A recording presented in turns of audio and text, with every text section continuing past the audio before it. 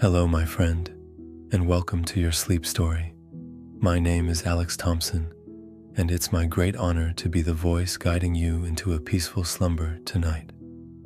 In tonight's story, we journey to the breathtaking heights of the Andes Mountains, to the mystical city of Machu Picchu, a place where ancient stones whisper secrets, and the spirits of the past linger in the mist.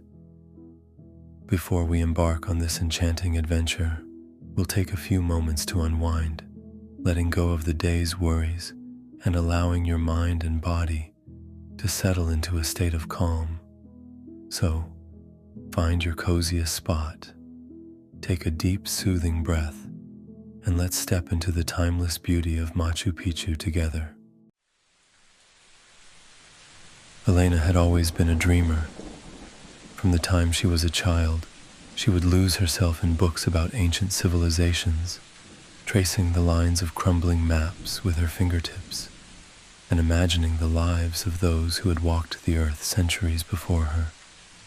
But of all the places she had read about, one had always called to her more than any other: Machu Picchu, the lost city of the Incas, perched high in the Andes like a jewel cradled by the clouds. For years, Elena had prepared for this journey. She had studied the history of the Inca Empire, learned about their intricate stonework, their reverence for the natural world, and their deep connection to the cosmos. She had saved every spare penny, knowing that one day she would make the pilgrimage to this sacred place. And now, that day had finally come. Elena began her journey in Cusco, the ancient capital of the Inca Empire. The city was a vibrant tapestry of old and new, where colonial architecture stood side by side, with remnants of Incan walls. She wandered through narrow cobblestone streets, past bustling markets filled with colorful textiles and the scent of fresh bread, and out into the countryside. The road to Machu Picchu was not an easy one, but Elena welcomed the challenge. She was not just a tourist, she was an explorer, a seeker of truths hidden in the folds of time. As she left Cusco behind, the landscape began to change. The air grew cooler, and the path wound through terraced fields that clung to the sides of steep mountains. Small villages dotted the hillsides, their inhabitants living much as their ancestors had, tending to crops and llamas. Time seemed to slow here, as if the modern world had not yet reached these quiet corners of the Andes. Elena's heart quickened. As she climbed higher, the dense forests of the cloud forest enveloping her in a misty embrace. The path was steep and uneven, but every step brought her closer to her dream. Around her, the Andes rose like giants, their peaks piercing the sky. The mountains were alive with the sound of rushing rivers and the calls of exotic birds, their vibrant plumage flashing in the dappled sunlight. As she walked, Elena passed by ancient Incan ruins, stone terraces, crumbling walls, and the occasional archway that seemed to lead nowhere. Each one was a reminder of the civilization that had once thrived here, their mastery of stone, and their deep respect for the land evident in every structure. She paused often, running her hands over the cool, smooth stones, imagining the hands that had placed them there so many centuries ago. The higher she climbed, the more the world seemed to fall away. The noise of everyday life was replaced by the whisper of the wind through the trees and the distant hum of the earth itself. Elena felt a growing sense of anticipation, as if the mountains were guiding her towards something greater than herself. She knew that soon she would stand before the gates of Machu Picchu, the city that had haunted her dreams for so long. And as she rounded the final bend, the mist parted, and there it was, Machu Picchu, rising from the clouds like a vision from another world. Elena's breath caught in her throat. The city was more beautiful than she had ever imagined, its stone structures perfectly harmonized with the natural landscape. Terraces cascaded down the mountainside, and the peaks of the Andes framed the scene like sentinels guarding a sacred treasure. For a moment, Elena simply stood there, letting the weight of the moment settle over her. She had arrived. The journey had only just begun, but already she felt the pull of something ancient and profound, something that whispered to her soul. This was not just a place, it was a doorway, a connection to a world that had long since passed, but whose spirit still lingered in the stones and the soil. With a deep breath, Elena stepped forward, ready to uncover the secrets that Machu Picchu had guarded for centuries.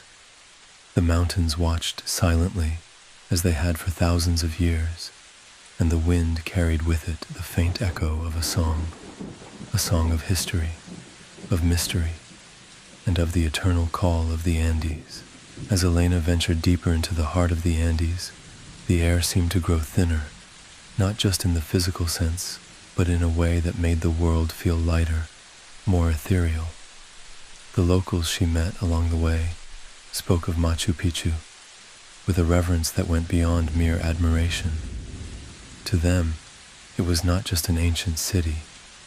It was a living, breathing entity, a place where the earth and the cosmos converged in a sacred dance. One evening, as the sun dipped below the jagged peaks, casting long shadows over the valley, Elena found herself in a small village nestled high in the mountains. The villagers welcomed her with warm smiles and steaming cups of coca tea, its earthy aroma mingling with the crisp mountain air. They gathered around a crackling fire, and as the flames danced, they began to share stories of Machu Picchu. An elderly woman, with weathered hands and eyes that sparkled with wisdom, spoke of the city as a place of power, where the Incas had communed with the spirits of the mountains and the stars. She told Elena that the stones of Machu Picchu were not just stones. They were conduits of energy, charged with the prayers and intentions of those who had walked there before.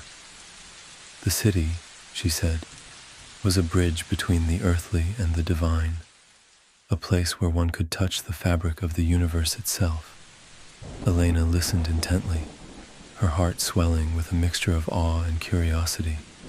She had always felt a deep connection to the natural world, but this was something more, a sense that the land itself was alive, pulsing with a rhythm that echoed in her own soul. As the firelight flickered on the faces of the villagers, she felt a strange calm settle over her, as if the mountains were whispering secrets only she could hear. The next morning, Elena continued her ascent, her steps guided by the stories she had heard. The path grew steeper, the air cooler, but she felt no fatigue. Instead, she felt a growing sense of purpose, as if she were being drawn toward something greater than herself. The landscape around her was breathtaking, towering peaks cloaked in mist, rivers that carved their way through the rock, and forests that seemed to hum with life. Everywhere she looked, she saw the hand of the Incas, their terraces and stonework blending seamlessly with the natural world. As she walked, Elena began to reflect on the spirituality of the Inca people. They had seen the world not as a collection of separate entities, but as a unified whole, where the earth, the sky, and the water were all interconnected. They had worshipped the sun, the moon, and the stars, seeing in them the divine forces that governed life. To them, Machu Picchu was not just a city, it was a temple, a place where they could align themselves with the rhythms of the cosmos. Elena felt a deep resonance with this worldview. She had always believed in the interconnectedness of all things, but here, in the shadow of the Andes, that belief took on a new depth. She imagined the Incas walking these same paths, their hearts filled with reverence for the land and the heavens. She could almost hear their chants, their prayers rising like smoke into the sky, carried on the wind to the ears of the gods. As she climbed higher, the mist began to clear, revealing glimpses of the city in the distance. Machu Picchu seemed to float above the clouds, its stone structures glowing in the soft light of the morning sun. Elena felt a surge of emotion, awe, gratitude, and a profound sense of belonging. She knew that she was not just a visitor here. She was a part of something timeless, a thread in the tapestry of history and spirit. With each step, she felt the energy of the place growing stronger, as if the city were reaching out to her, inviting her to uncover its secrets. She knew that her journey was not just about seeing Machu Picchu. It was about understanding it, about connecting with the wisdom of those who had built it and the land that had sustained it for centuries. As she approached the gates of the city, Elena paused, taking a moment to breathe in the stillness. The mountains stood silent and majestic, their peaks brushing the sky. The wind carried with it the faint scent of wildflowers and the distant sound of running water. Elena closed her eyes, letting the moment wash over her. She felt a deep sense of peace, a knowing that she was exactly where she was meant to be. And as she stepped through the gates of Machu Picchu, she felt the world shift around her. The air was charged with a quiet power, and the stones beneath her feet seemed to hum with ancient energy.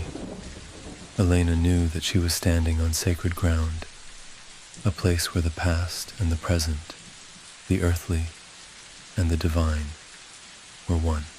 With a heart full of wonder, she began to explore the city, ready to uncover the mysteries that lay hidden within its walls.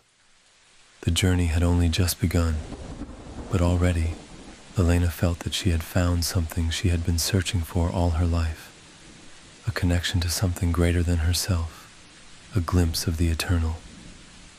The moment Elena stepped onto the Inca Trail, she felt as though she had crossed a threshold into another world.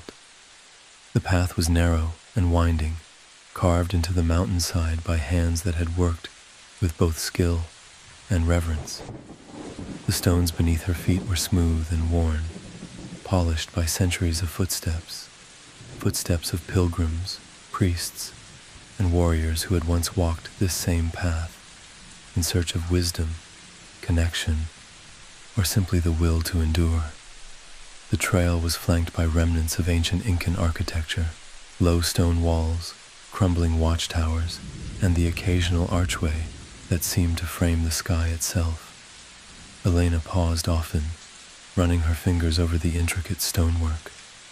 The precision of the cuts, the way each stone fit seamlessly with the next, was a testament to the ingenuity and dedication of the Inca people. She marveled at how they had managed to build such enduring structures in such a remote and rugged landscape.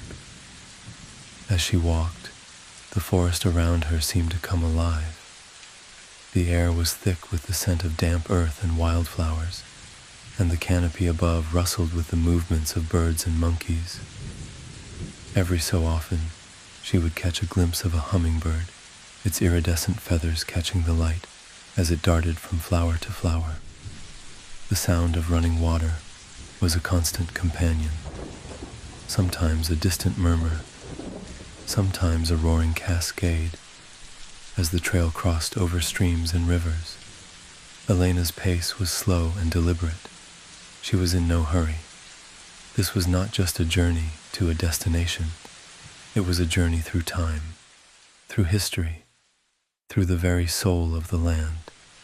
She stopped often to take in the views, the endless expanse of green valleys, the jagged peaks of the Andes, the way the clouds seemed to cling to the mountains, like a lover unwilling to let go. It was during one of these pauses that she noticed something unusual. Just off the trail, partially hidden by moss and ferns, was a stone carving. It was small, no larger than her hand, but the detail was exquisite. The carving depicted a spiral, its lines flowing outward like the rays of the sun. Around the edges were smaller symbols, stars, waves, and what looked like the outlines of mountains. Elena knelt down to examine it more closely, her heart racing with excitement. This was no ordinary marker. It was a clue, a piece of a puzzle left behind by those who had come before. She took out her notebook and sketched the carving, noting its position and the symbols it contained. As she continued along the trail, she began to notice more of these markers, some carved into stones, others etched into the walls of ruins. Each one was different, but they all seemed to tell a story that Elena was determined to unravel. The path grew steeper as she climbed higher, the air growing cooler and thinner. The forest began to thin out, replaced by rocky outcrops and patches of hardy grass. The views became more dramatic, the valley stretching out below her like a patchwork quilt of greens and browns. In the distance, she could see the peaks of the Andes, their snow-capped summits glinting in the sunlight. Despite the physical challenge, Elena felt a sense of calm and clarity. The rhythm of her footsteps, the sound of her breath, the feel of the earth beneath her feet, it all seemed to ground her, to bring her into harmony with the world around her. She thought about the Incas who had walked this trail centuries ago, carrying messages, goods, or perhaps even their prayers to the sacred city.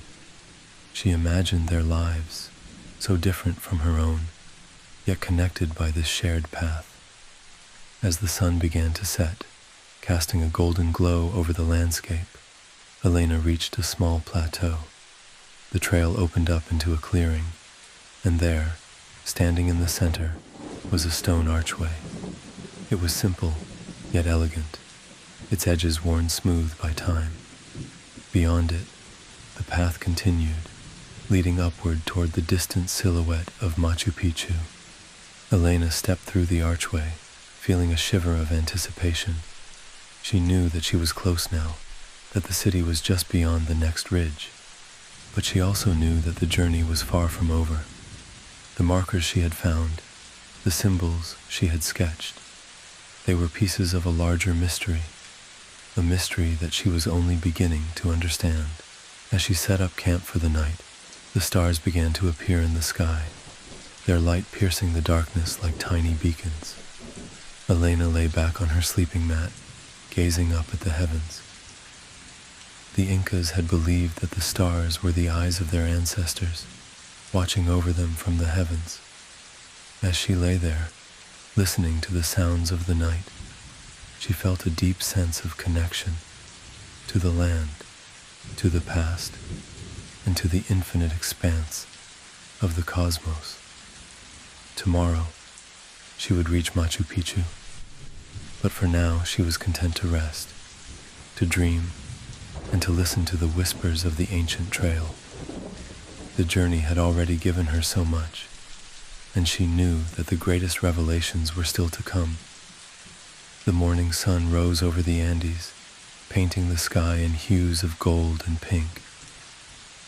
Elena awoke to the sound of birdsong and the gentle rustle of the wind through the grass. She packed her camp quickly, her anticipation growing with every passing moment. Today, she would finally reach Machu Picchu. The trail from the plateau was steep and rugged, but Elena's steps were light, fueled by a mixture of excitement and reverence. The air was crisp and clear, and the views of the surrounding mountains were nothing short of breathtaking. As she climbed higher, the forest gave way to rocky outcrops and sparse vegetation, and the path became more defined, lined with ancient stone steps that seemed to lead straight into the clouds. After hours of steady ascent, Elena rounded a bend, and there it was, Machu Picchu. The city emerged from the mist, like a vision, its stone structures rising gracefully against the backdrop of towering peaks. The sight took her breath away. She had seen countless photographs, read endless descriptions, but nothing could have prepared her for the reality of it. The city was both majestic and intimate, a testament to human ingenuity and a deep respect for the natural world. Elena stood at the edge of the city, taking in the view. The terraces cascaded down the mountainside, their perfect symmetry a marvel of engineering. The stone buildings, with their thatched roofs long since gone, stood in silent testament to the lives that had once thrived here. The air was filled with a sense of stillness, as if the city itself were holding its breath, waiting for her to step inside. As she passed through the main gate, Elena felt a profound shift. The energy of the place was palpable, a quiet hum that seemed to resonate in her bones. She walked slowly, her footsteps echoing softly against the stone. The city was a labyrinth of narrow pathways, open plazas, and hidden alcoves, each one inviting exploration. Elena's first stop was the Temple of the Sun, a semicircular structure built with precision-cut stones that fit together without mortar. The temple was positioned to capture the first rays of the rising sun, and Elena could imagine the Incas gathered here, their faces turned toward the light as they offered their prayers. She ran her hand along the smooth stones, feeling the coolness of the rock beneath her fingers. There was a sense of reverence here, a quiet power that seemed to emanate from the very walls. As she continued her exploration, Elena found herself drawn to a secluded corner of the city, away from the main plazas and temples. Here, the stones were more weathered, the path less traveled. She noticed a small, almost hidden alcove, partially obscured by overgrown vegetation. Curiosity piqued. She pushed aside the foliage and stepped inside. The alcove was cool and dim, the light filtering in through cracks in the stone. As her eyes adjusted to the darkness, Elena saw something that made her heart skip a beat. A stone tablet, partially buried in the earth. She knelt down and carefully brushed away the dirt, revealing intricate carvings that covered its surface. The tablet was a map, but not like any map she had ever seen. It depicted the city of Machu Picchu, with lines and symbols that seemed to indicate hidden pathways and sacred sites. Beneath the map were more carvings, symbols of the sun, the moon, and the stars, arranged in a pattern that suggested a deeper meaning. Elena's mind raced as she studied the tablet. This was no ordinary artifact. It was a key, a guide to the secrets of Machu Picchu. She felt a thrill of excitement, knowing that she had stumbled upon something extraordinary. Carefully, Elena sketched the tablet in her notebook, making sure to capture every detail. She knew that she would need to study it further, to decipher the symbols and understand their significance. But for now, she simply sat there, her hand resting on the cool stone, feeling the weight of history and mystery pressing down on her. As she emerged from the alcove, the sun was high in the sky, casting a warm glow over the city. Elena felt a sense of fulfillment, knowing that she had uncovered a piece of Machu Picchu's hidden story. But she also knew that this was just the beginning. The tablet was a clue, a starting point for a journey that would take her deeper into the heart of the city's mysteries.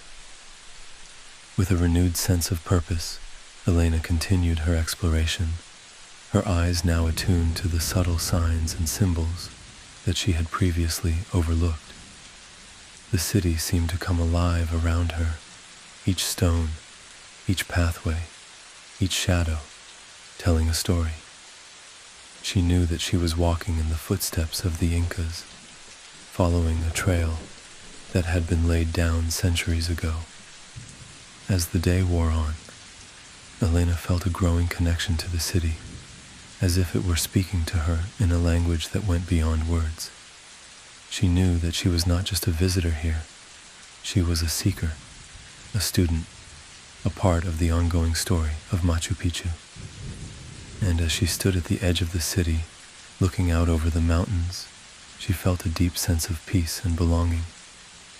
The journey was far from over, but Elena knew that she had found something precious, a connection to the past, a glimpse of the divine, and a mystery that would continue to unfold with every step she took. As the sun began its descent, casting long shadows across the ancient stones of Machu Picchu, Elena felt a pull toward the highest point of the city. The tablet's map had hinted at a sacred site there, a place where the Incas had performed ceremonies to honor the sun, the stars, and the forces of nature. With the tablet's symbols etched in her mind, she followed the hidden pathways, her steps guided by an invisible thread of intuition. The climb was steep, the stone steps worn smooth by centuries of use. The air grew cooler as she ascended, and the sounds of the city below faded into a distant hum. Around her, the mountains stood like silent sentinels, their peaks bathed in the golden light of the setting sun. Elena felt a sense of reverence with every step, as if she were approaching something holy. At last, she reached the summit. Before her stood a circular stone platform, its edges lined with carvings of celestial symbols, spirals, stars, and rays of light. In the center was a flat altar stone, its surface smooth and unmarked. This was the Intihuatana, the hitching post of the sun, a sacred stone used by the Incas to mark the solstices and communicate with the heavens. Elena approached the altar slowly, her heart pounding in her chest. The air here was charged with energy, a quiet hum that seemed to vibrate through her entire being. She knelt before the stone, running her fingers lightly over its surface. It was cool to the touch, yet she could feel a warmth emanating from within, as if the stone itself were alive. Closing her eyes, Elena took a deep breath, letting the stillness of the place wash over her. She imagined the Incas gathered here, their faces turned toward the sky as they performed their rituals. She could almost hear the sound of their chants, the rhythmic beat of drums, the soft murmur of prayers rising into the night. The air was thick with the scent of burning herbs and the earthy aroma of the mountains. In that moment, Elena felt a profound connection to the past, as if the spirits of the Inca were standing beside her, guiding her. She thought of the tablet she had discovered, the symbols that hinted at a deeper understanding of the world. She thought of the journey that had brought her here, the challenges she had faced, and the beauty she had witnessed. And she thought of the mysteries that still lay ahead, waiting to be uncovered. As the last rays of sunlight disappeared behind the mountains, Elena opened her eyes. The sky was a deep indigo, the first stars beginning to twinkle overhead. She felt a sense of peace, a quiet joy that filled her heart. She knew that she was part of something greater than herself, a story that had begun long before she was born and would continue long after she was gone. With a final touch to the altar stone, Elena stood and turned to face the city below. The ruins were bathed in the soft light of the rising moon, their outlines sharp against the darkened sky. She felt a deep gratitude for this place, for the journey that had brought her here, and for the mysteries that had yet to reveal themselves. As she began her descent, the wind picked up, carrying with it the faint sound of whispers, voices from the past, perhaps, or simply the echoes of her own thoughts. Elena smiled, knowing that she had touched something sacred, something eternal. The journey was far from over, but for now, She was content to carry the spirit of Machu Picchu with her, a quiet light guiding her way. The night was still, the city silent, but Elena knew that the secrets of Machu Picchu were alive, waiting for those who were willing to listen, to learn, and to dream. And as she walked back down the ancient path, she felt a deep sense of fulfillment, knowing that she had become a part of the story, a keeper of the mysteries, a seeker of the sacred. The next morning, Elena awoke with the first light of dawn, her mind still buzzing with the revelations of the previous day. The tablet symbols had lingered in her dreams, forming patterns and connections that felt just out of reach. She knew she had to return to the alcove, to study the tablet more closely and uncover the secrets it held. As she made her way back to the hidden corner of the city, the morning sun cast long shadows across the stone pathways. The air was cool and crisp, filled with the scent of dew and wildflowers. Elena felt a sense of purpose with every step, her heart beating in rhythm with the ancient stones beneath her feet. When she reached the alcove, she carefully uncovered the tablet once more, brushing away the dirt and moss that had settled on its surface.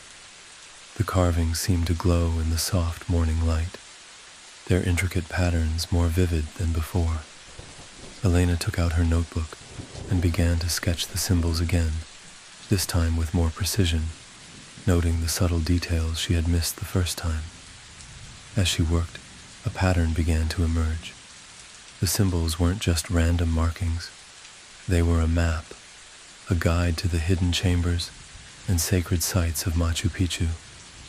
The spirals represented pathways, the stars indicated points of energy, and the waves suggested underground water sources. The more Elena studied the tablet, the more she realized that it was a key to understanding the true purpose of the city. One symbol in particular caught her attention, a small, intricate carving of a doorway, surrounded by rays of light. It was located near the center of the tablet, and Elena felt a sudden certainty that it marked the entrance to a hidden chamber. She traced the symbol with her finger, feeling a shiver of anticipation. This was it, the clue she had been searching for. With the tablet's map as her guide, Elena began to explore the city once more, this time with a focused intent. She followed the pathways indicated by the spirals, her steps quickening as she drew closer to the location of the hidden chamber. The city seemed to come alive around her, the stones whispering secrets as she passed. At last, she reached a small, unassuming building near the center of Machu Picchu.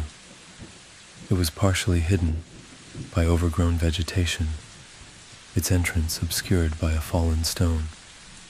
Elena's heart raced as she pushed aside the debris and stepped inside. The air was cool and damp, the walls lined with carvings that matched the symbols on the tablet. In the center of the room was a large stone slab, its surface covered in dust. Elena brushed it away, revealing a series of intricate carvings that depicted the sun, the moon, and the stars, all connected by lines of energy. Beneath the carvings was a small indentation, shaped like a hand. Without hesitation, Elena placed her hand in the indentation, feeling a sudden warmth spread through her fingers. There was a soft click, and the stone slab began to move, sliding aside to reveal a narrow staircase leading downward. Elena's breath caught in her throat as she peered into the darkness. She took out her flashlight and began to descend, her footsteps echoing in the narrow passage. The staircase led to a hidden chamber, its walls lined with golden artifacts, textiles, and pottery. The air was thick with the scent of earth and incense, and the walls were covered in murals that depicted the history of the Inca people. Elena's eyes widened as she took in the treasures before her. This was no ordinary storage room. It was a sacred vault, a place where the Incas had preserved their most precious knowledge and possessions. In the center of the chamber was a large stone altar, its surface covered in offerings, golden figurines, woven fabrics, and bowls filled with dried herbs. Above the altar was a mural that depicted the sun god, Inti, surrounded by the stars and the mountains. Elena felt a deep sense of awe as she realized the true purpose of Machu Picchu. It was not just a city, it was a temple, a place where the natural and spiritual worlds converged. The Incas had built Machu Picchu as a sanctuary, a place where they could honor the forces of nature and the cosmos. The city was a living testament to their belief in the interconnectedness of all things, a reminder that the earth, the sky, and the spirit were all part of a greater whole. Elena felt a profound sense of respect for the wisdom of the Inca people, their understanding of the world so different from her own, yet so deeply resonant. As she stood in the hidden chamber, surrounded by the treasures of the past, Elena knew that she had uncovered something extraordinary. The secrets of Machu Picchu were not just about the city itself. They were about the spirit of the people who had built it, their reverence for the natural world, and their quest for harmony and balance. With a final glance at the chamber, Elena turned and made her way back up the staircase. She knew that she could not take anything from this sacred place, but she carried its wisdom with her, a quiet light that would guide her on her journey. As she stepped back into the sunlight, she felt a deep sense of fulfillment, knowing that she had become a part of the story, a keeper of the mysteries, a seeker of the sacred. The journey was far from over, but for now, Elena was content to carry the secrets of Machu Picchu with her, a quiet reminder of the beauty and wisdom of the past. And as she walked back through the ancient city, she felt a deep sense of peace, knowing that the spirit of the Incas would always be with her, a guiding light in the darkness. The sun was beginning its descent, casting a warm golden glow over the ancient stones of Machu Picchu. Elena stood at the edge of the city, her eyes sweeping across the terraces, the temples, and the towering peaks that framed the horizon. The day had been long and filled with discovery, but now, as the light began to fade, she felt a deep sense of calm settle over her. She took one last walk through the city, her footsteps slow and deliberate, as if she were trying to imprint every detail into her memory. The air was still, the only sound the soft rustle of the wind through the grass and the distant call of a bird. The city felt alive, in a way that was hard to describe, as if the stones themselves were breathing, their ancient energy pulsing softly beneath her feet. Elena paused at the Temple of the Sun, running her hand along the smooth stones one last time. She thought of the Incas who had once gathered here, their faces turned toward the rising sun, their hearts filled with reverence for the forces that governed their world. She felt a deep connection to them, to their wisdom, their spirituality, and their understanding of the interconnectedness of all things. As she walked, she reflected on everything she had learned, the hidden chamber, the sacred artifacts, the symbols that had guided her to the heart of the city's mysteries.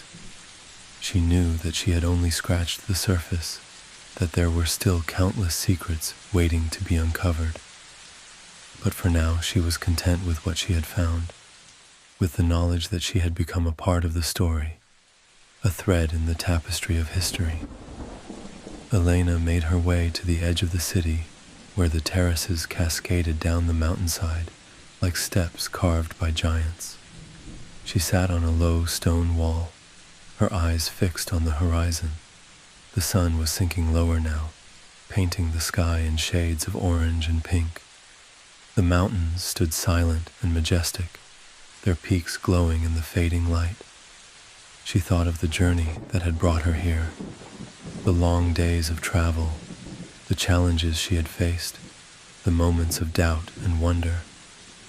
She thought of the people she had met along the way, the stories they had shared, and the wisdom they had imparted. And she thought of the city itself, its beauty, its mystery, and its enduring spirit. As the last rays of sunlight disappeared behind the mountains, Elena felt a deep sense of gratitude. She was grateful for the opportunity to have experienced this place, to have walked in the footsteps of the Incas, and to have uncovered a small piece of their story. She knew that she would carry this experience with her for the rest of her life, a quiet light that would guide her on her journey. With a final glance at the city, Elena stood and began her descent. The path was steep and winding, but she walked with a sense of peace, her heart full of the beauty and wisdom she had found. The mountains watched silently as she made her way down, their presence a comforting reminder of the timeless nature of the land. As she reached the bottom of the trail, the stars began to appear in the sky, their light piercing the darkness like tiny beacons. Elena paused for a moment, looking back at the silhouette of Machu Picchu against the night sky. The city was a shadow now, its outlines sharp and clear, a silent sentinel guarding the secrets of the past. She turned and continued on her way, the path ahead lit by the soft glow of the moon. The journey was far from over, but for now, Elena was content to carry the spirit of Machu Picchu with her, a quiet reminder of the beauty and wisdom of the world. And as she walked, she felt a deep sense of peace, knowing that the mysteries of the city would always be with her, a guiding light in the darkness. The night was still, the air filled with the scent of earth and wildflowers. Elena smiled, her heart full of the quiet joy that comes from knowing you have touched something sacred. The journey had changed her, and she knew that she would never be the same. But for now, she was content to walk in the light of the stars, carrying the secrets of Machu Picchu with her, a quiet light guiding her way.